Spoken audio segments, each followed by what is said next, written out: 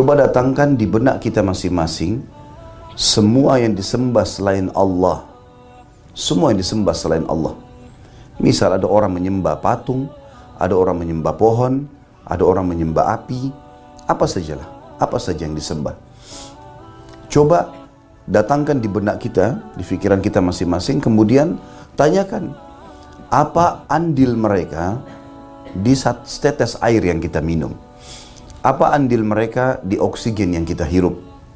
Apa andil mereka di api, di air, di udara, di apa saja, bahkan di sehelai rambut yang ada di kepala kita? Adakah andil patung? Adakah andil api? Adakah sesuatu dari mereka? Maka kita akan temukan jawaban tidak ada.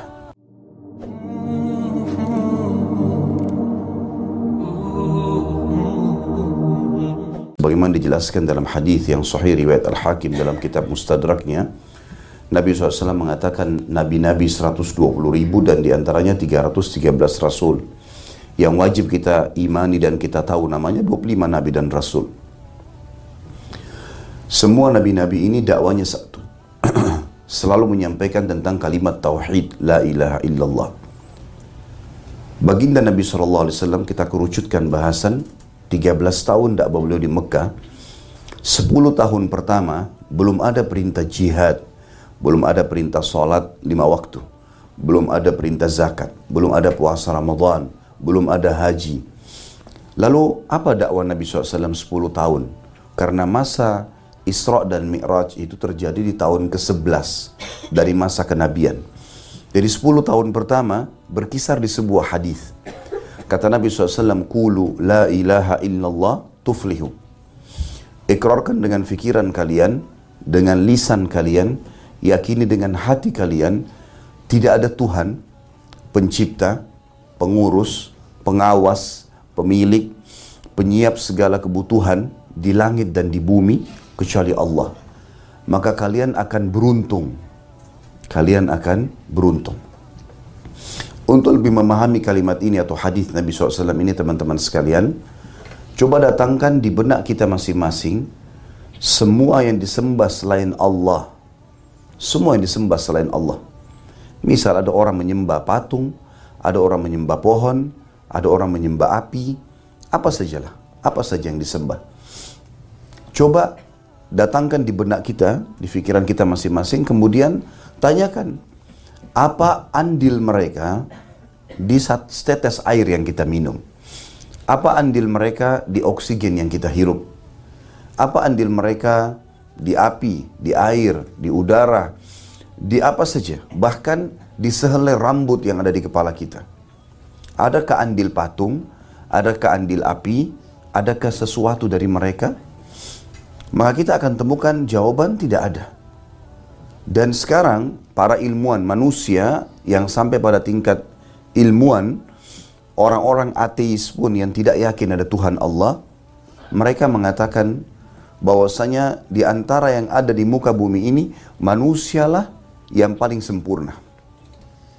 Dibandingkan hewan-hewan, dibandingkan jin, dibandingkan tumbuh-tumbuhan, manusia dianggap paling sempurna. Ini diyakini oleh orang-orang ateis pun yang tidak meyakini Tuhan Allah.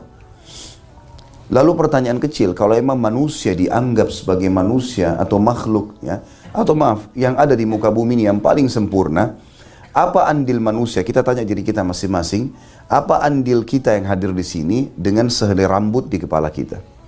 Atau apa andil kita di makanan yang kita makan? Manusia cuma tugasnya memilih dan menikmati, enggak lebih daripada itu. Dia lapar, dia tinggal makan, milih yang pedas, milih yang manis, milih yang asin. Tinggal makan, memilih lalu menikmati, mengunyah. Setelah lewat di tenggorokan dia, setelah dia telan, maka sudah tidak ada andil dia sama sekali. Kita kalau ambil ayam, sedikit potongan ayam, nasi, sedikit ada sambal atau apa saja, kita pada saat mencampurnya dengan telapak tangan kita, kita masih bisa membedakan, oh ini ayam, oh ini sambal, oh ini nasi.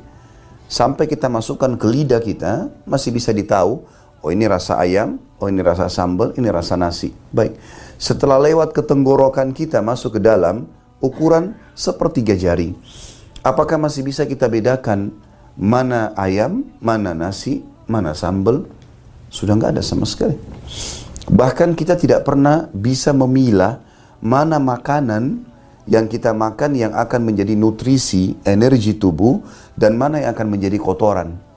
Saya yakin kalau kita bisa memilah, di satu piring nasi kita tidak akan makan yang jadi kotoran. Tapi kita nggak pernah bisa itu. Manusia begitu lahir di muka bumi sebagaimana kita semua sudah tahu, begitu buka mata, ini semua sudah ada. Alam semesta sudah ada, semua ini sudah ada. Dan belum pernah yang ada yang mengklaim, menyatakan diri Tuhan langsung dan mempunyai bukti-bukti kecuali Allah. Karena semua yang disembah selain Allah, tidak ada sama sekali andilnya. Contoh orang Hindu dan Buddha misalnya menyembah patung. Patung itu dia sendiri yang pahat. Dia yang buat matanya, dia yang buat hidungnya, dia yang buat mulutnya, dia yang mewarnainya. Kemudian dia yang memikulnya. Kalau rusak dia yang memperbaiki. Bagaimana dia bisa anggap sebagai Tuhan? Nabi Ibrahim alaihissalam di zaman beliau, Namrud, raja zalim, mengaku sebagai Tuhan. Lalu dia buat patung-patung yang banyak, dianggap ini dewa matahari, ini dewa hujan, ini dewa api, ini dewa semua. Dianggap Tuhan-Tuhan. Nabi Ibrahim alaihissalam datang ke patung-patung itu lalu berbicara di depan masyarakat Babilonia. Dikatakan oleh Ibrahim alaihissalam ke patung yang pertama, dia bilang, hai yang dianggap Tuhan oleh masyarakat Babilonia. Diambillah sesajen, atau orang sini bilang sesajen juga, yang biasa ditaruh di depan patung-patung. Makanan untuk patung, syirik ya. Maka mereka, Ibrahim alaihissalam mengambil apel, buah apel, kemudian menggigitnya lalu berkata kepada patung itu, hai yang dianggap Tuhan oleh masyarakat Babilonia, apa kau tidak marah setelah saya ambil apelmu ini? Tentu patung tidak akan bicara.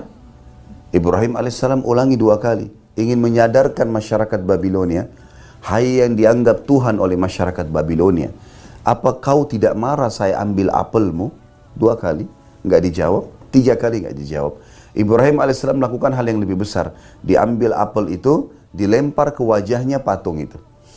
Jatuhlah apel tadi, tidak ada respon. Maka dia bilang, hai yang dianggap Tuhan oleh masyarakat Babilonia, kau nggak bisa melawan saya gara-gara saya melempar kau dengan apel ini. Tidak ada jawaban. Ibrahim alaihissalam mendatangi semua patung itu. Yang dianggap dewa matahari, yang dianggap dewa hujan, yang dianggap dewa api, dianggap ini semuanya. Terakhir Nabi Ibrahim alaihissalam mengatakan, hai kaumku, apa yang kalian sembah ini? Sesuatu yang kalian pahat sendiri, kalian berikan nama sendiri, semua kedustaan. Sesungguhnya yang menciptakan semua ini adalah Allah. Maka Allah menyebutkan dalam Al-Quran tadi surah Az-Zariyat, saya tidak ciptakan jin dan manusia kecuali untuk menyembah.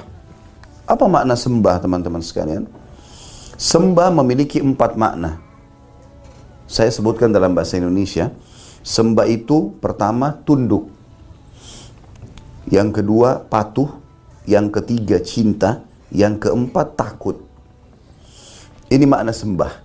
Jadi kalau kita bilang iyyaka na'budu, kepadamu kami tunduk, kepadamu kami patuh, kepadamu kami cinta. Cinta ini berarti berkorban, pengabdian. Kepadamu kami takut. Ini makna daripada sembah.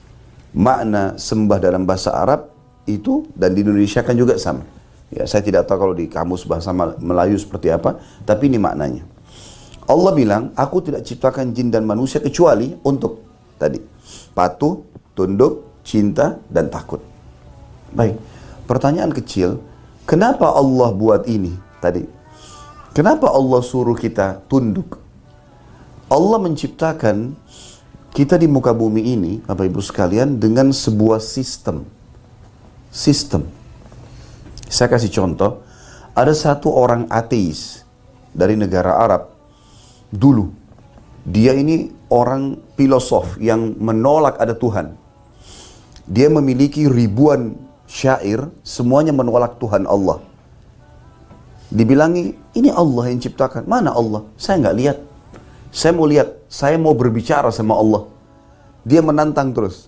Terakhir sebelum dia meninggal, dia menyusun 20 syair, 20 bait syair, ini yang membantah syair-syair dia sendiri. Dia bilang begini, Jitu, wala adri min aina ji'tu. Saya lahir di muka bumi ini, saya benar-benar tidak tahu dari mana asal saya. Kalau asal saya dari ibu saya dari siapa? Ibunya lagi. Ibunya lagi siapa? Ibunya lagi. Siapa yang pertama ini? Dia menolak ada Tuhan. Kita orang beriman sama Allah sudah tahu dari surah Al-Baqarah, manusia pertama Adam, dari tulang rusuknya Hawa alaihissalam diciptakan. Dari situlah kita berkembang biak. Surah An-Nisa ayat 1 juga menjelaskan masalah itu. Tapi dia bingung. Lalu dia bilang, "Fawajadtu amami tariq, masyaitu dzalika syi'tu am abaitu." Lalu kemudian saya dapat sebuah sistem di muka bumi ini pada saat saya lahir, saya mau tidak mau harus saya lalui. Harus saya lalui seperti pergantian siang malam. Bapak Ibu sekarang yang hadir di sini teman-teman dan adik-adik sekalian, kalau kita suka dengan malam hari, karena malam hari mungkin sejuk, nyaman, bisa tidur, tetap harus tunggu proses. Harus siang dulu. Biar kita berdoa, ya Allah datangkan malam, sistemnya nggak bisa dilanggar. Allah buat sistem itu. Ada orang yang masih anak-anak seperti anak-anak kita ini, ada doa orang muslim bisa pakai berdoa bermunajat sama Allah.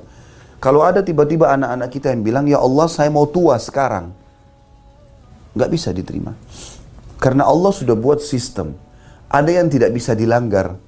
Atau ada laki-laki bilang, ya Allah ubah saya jadi perempuan. Nggak bisa. Harus ikutin sistem yang ada. Ada sesuatu yang sistem yang tidak bisa diubah, ada yang bisa berubah.